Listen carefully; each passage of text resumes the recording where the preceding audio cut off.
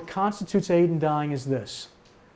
A patient who is terminally ill and mentally competent asks their doctor for a prescription of life-ending medicines, which the patient has to self-administer, him or herself, if he or she decides to do so.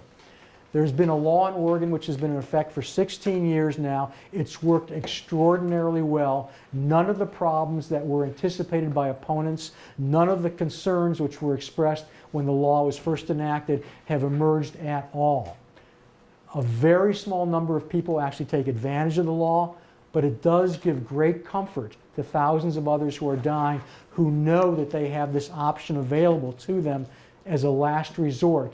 We don't want anybody who's depressed or whose symptoms can be controlled to use this option. Absolutely not. This is an option which should be used for mentally competent people who are getting the best care possible. They should be offered, and as I said, 90% are in hospice. They're getting great care. Almost all of them have family support. This is an option which I'm telling you is used by people who are not depressed. They're sad, and maybe they have some depression, but not depression to the extent that they do not have mental capacity. These are people, they don't have a choice. They're dying. When you think about the people who jumped out of the World Trade Center on 9/11, would you say they committed suicide? I don't think so. They were going to die one way or another. They were going to die by asphyxiation or by being burned to death, or some made the choice to jump out of the building.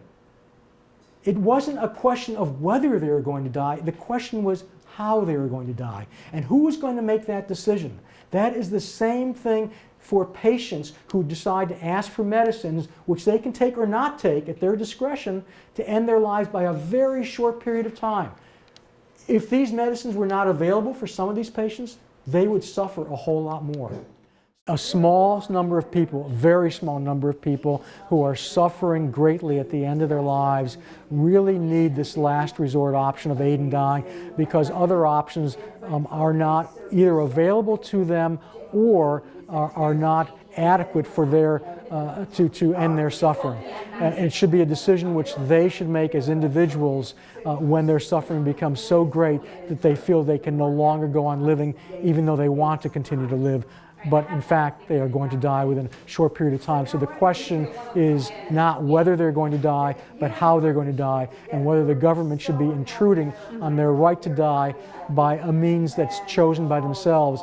And this should be an option which is available to each and every person who is terminally ill and mentally competent.